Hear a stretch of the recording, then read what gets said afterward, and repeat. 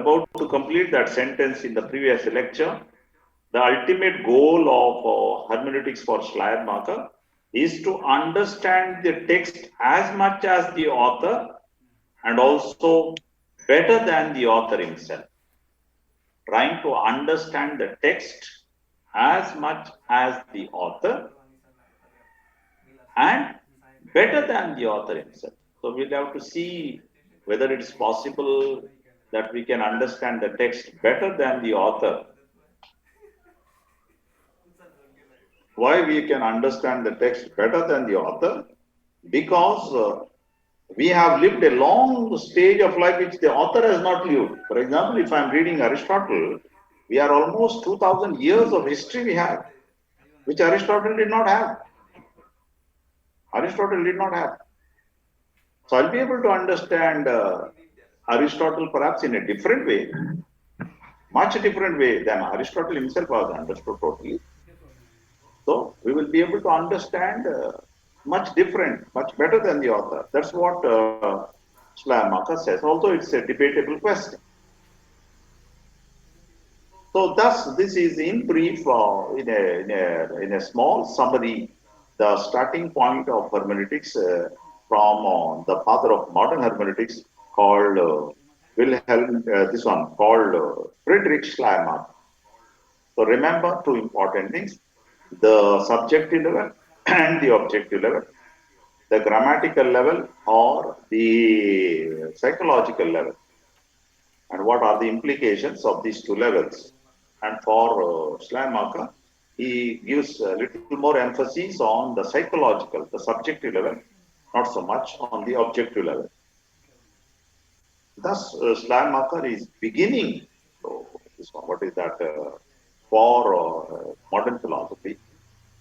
And from there, we see a new trend is flowing that is called the philosophical hermeneutics. So hermeneutics was more concentrated on the Bible and biblical studies, but with the Schleiermacher already we can see a tendency to specialize this domain. We can already see the tendency to specialize this domain,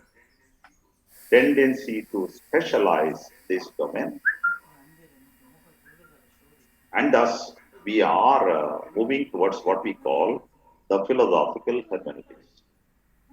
So there are many branches in hermeneutics today. Like mostly it is used in the biblical hermeneutics is one of the major issues in hermeneutics. So those who are studying Bible, they have to know the fundamentals of hermeneutics interpretation. That is biblical hermeneutics. Today we speak about theological hermeneutics, psychological hermeneutics, legal hermeneutics. So various branches. And for us as students of philosophy, we will not be entering so much in theological hermeneutics, biblical hermeneutics, legal hermeneutics. But our concern is mostly on philosophical hermeneutics, which is so different from theological, different from biblical, different from legal, different from psychological, different. Each person interprets in a different way. So we are philosophical hermeneutics is so different. In biblical hermeneutics, we may go back to the roots of the word. They came from Greek language, Hebrew language, Latin language. What is the origin of the word? What are the meanings in the original word? What are the grammatical structure in the early biblical writings? Who wrote it? Which community wrote? Whether it was written by St. Paul? How many letters were really written by St. Paul? What was the original language of St. Paul? What was the background of St. Paul? When he wrote, for example, what was the meaning of that word in his time? What is the meaning of the word that he uses? He uses an expression. And what was the meaning of that word during that time? Has the meaning of the word from that time to today, has it remained the same or is it different? Sometimes meanings of the word differ.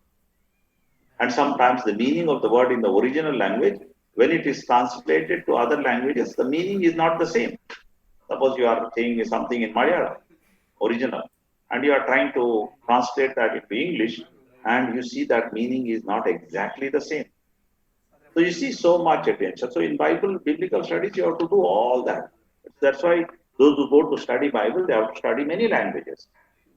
A long time takes to study many. They have to go and study very well Hebrew, they have to study Greek, they have to study Latin, they have to study German, they have to study French. Why all this? And so much of time is taken because they have to go to the original words. What was the original word? What was the original word used? What was the original meaning of that word that time? And what is the meaning of the word today? From original word to the translated word, how that meaning has changed, how that is changing today. That's why it takes very long time. So that is more about biblical hermeneutics. So we are not doing that in philosophical hermeneutics. Whereas in legal hermeneutics, once again, they have to do the same thing. What was the law? What was the origin of the law? What was the meaning of that word? Meaning of that word. For example, the word punishment. What was the meaning of that word? What does punishment mean? So, how today we have to understand the word punishment? See? So once again, it is a very detailed study, and those who do legal studies, they will have to interpret it. So they will have to consult people who are experts in this. So you see, that's another approach. Whereas philosophical hermeneutics does not use that sort of approach.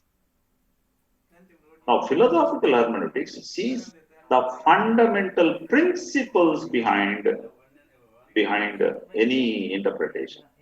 The principles of life. It is not so much interested in the grammatical aspect, the origin of the word, the history of the word, the meanings of the word. That is not so much the concern of philosophical hermeneutics. The concern of the philosophical hermeneutics is to see what are the guiding principles. What are the guiding principles behind all this? What sort of ethics? What sort of religious background? What sort of other, guiding principles? What sort of things are going on behind all this? So the concern of the philosophical hermeneutics is slightly different. So you must keep that as the background when you talk about philosophical hermeneutics. And one of the important figures in developing this philosophical hermeneutics is none other than in your notes, it is given, name is given. If you have the notes, that would be nice to keep the notes near you. No, don't close the notes. Notes are there. Therefore, it is called Wilhelm Dilthey, Dilthey. Wilhelm Dilthey. That is a very significant figure in the development of or in the contribution of philosophical hermeneutics.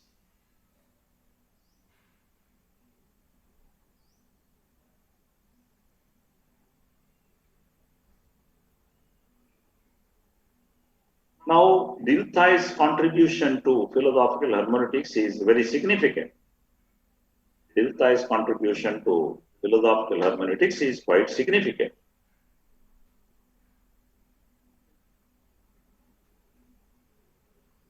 Now, Dilthey makes a distinction between two types of sciences.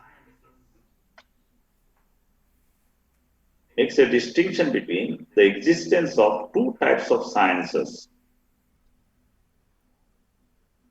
One he calls it as the human sciences. The other one he calls them as natural sciences. Two types of sciences.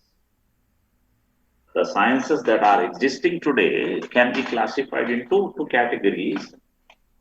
One he calls it as the natural sciences, the other one as human sciences. Which are the sciences which come under the human category of human science? For example, sociology, psychology, philosophy, theology, all these come anthropology, history, all these come under the title called the human sciences. The other category, which is the natural sciences, sometimes we call them also as positive sciences. They are mostly exact sciences like mathematics, chemistry, physics, biology, these come under the category of the natural sciences. And the method to study these two sciences is not the same. They follow a different method. The method to study these sciences is not one and the same. The different methods. Natural sciences, like the exact sciences, they need to be explained. The word explained is important. Natural sciences need to be explained.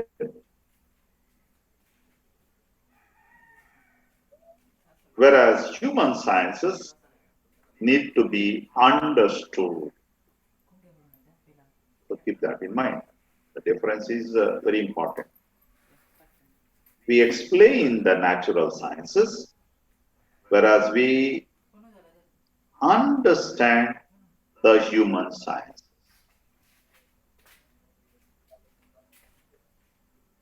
And therefore, when we talk about hermeneutics,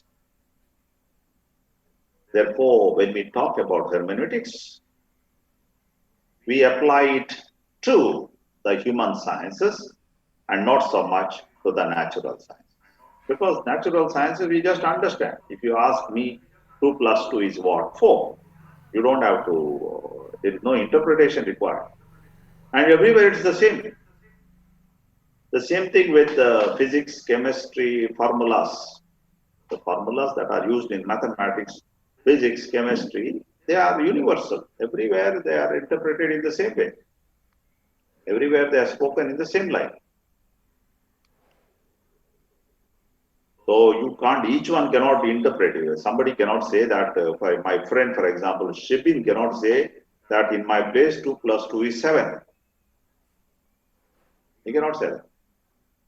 He may be wanting to say that. But if he says that, somebody will say he's lost his head. If my friend Steven says that 2a plus b square is, I don't know what, a square, b square, b square, 2ab, that formula is there now. And Steven gives his own formula. Then you say that Steven has lost his head standing on that top of the hill. He must be completely lost. So everywhere it's the same. So there is no need of an interpretation for it. Whereas when it comes to the human sciences, it has to be understood. You have to understand what it is. He says, we explain the nature, but understand the psychic life. Natural science, we just explain, just say what it is. But when it comes to human sciences, we have to understand. And understanding varies from person to person. A person in India will not understand in the same way as a person in America. A person in Mangalore may not understand in the same way as a person in Karwar, for example, my friend Gleason. My friend Gleason says that he ate 10 dosas for morning breakfast. And in Karwar, it may be correct, because he is eating his lunch maybe very late. But you tell me here in the seminary, I am eating 10 dosas in the morning, I may say, oh my God, is he a sort of a wild animal? Understanding is not the same. So because humans are different, human capacity of understanding is different.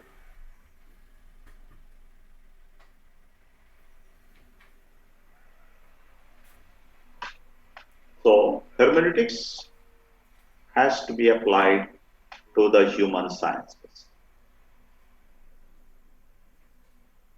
Hermeneutics has to be applied to the human sciences. Am I making things clear? Am I making things clear? Yes, Father. Yes, Father. Bliston, are you there? There only Father. Okay. That's very important. I thought Yes, you went to Father. eat dosas. Later, Father.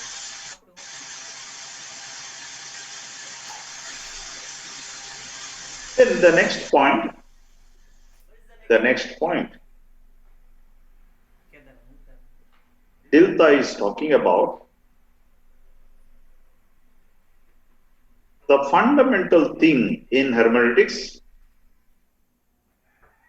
Next point, Dilthey is talking about the fundamental thing in hermeneutics, in philosophical hermeneutics, very important. The fundamental thing in philosophical hermeneutics is finally the interpretation of life itself. So it is not just interpretation of some language, the grammar and so on. These are important. But he says the most fundamental thing in philosophical hermeneutics is the interpretation of life itself. Now, no scientific inquiry can give us an adequate explanation of life. No scientific theory can give us an adequate explanation of life. Now, when he's talking about life, he's not talking about life in the biological sense.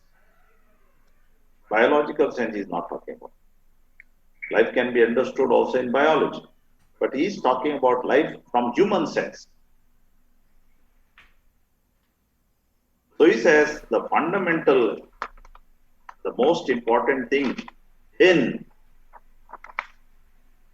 philosophical hermeneutics is to understand the meaning of life. He says that life cannot be understood merely from a scientific perspective. Life can be understood by a scientific perspective like biology and so on, but that is a limited way of understanding life. Life is a very complex reality, means which includes many aspects.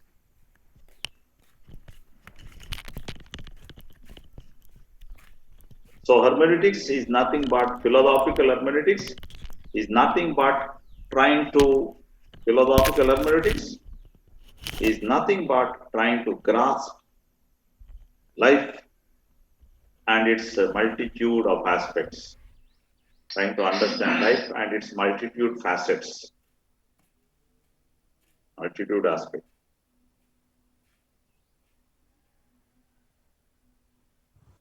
In life, as you see it in the notes, you will see in the notes, there are three things. He distinguishes three classes in the comprehension of living. Three classes on page 40 or 41, whatever be the page number you can find out. One is the concepts, second action, third lived experience. To understand life, there is the concepts, there is the action, and there is the lived experience.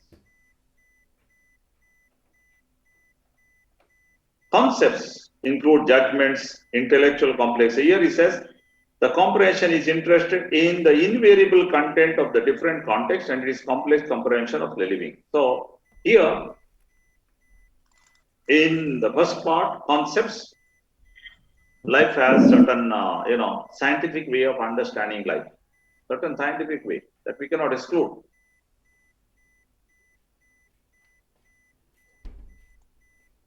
Second, that is more exterior. The first part is more exterior. The second, action, it detaches itself from background of the context of living. It does not render account of the interior life. So, action, the way I go about, how do I go about? And the third, lived experience, my internal self, my internal self, my internal self,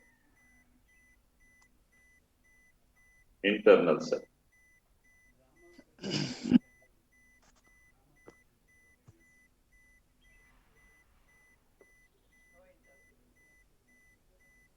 So life has to be understood in various fashions, different ways.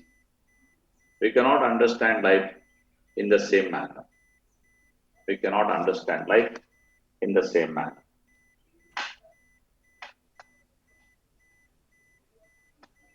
So these are a few key ideas about the philosophical hermeneutics as it was enunciated by our friend Wilhelm Dilthey.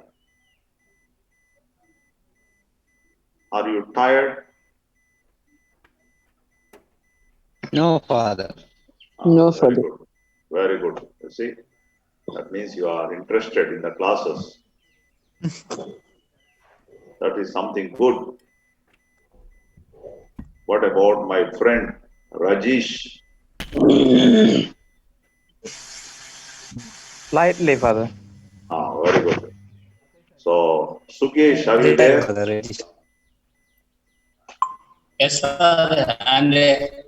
You're there. Thank God. So, anyway, so I'm not going to continue. I'm going to stop here and we will come back tomorrow. And in the meantime, try to read. Keep in mind you have to finish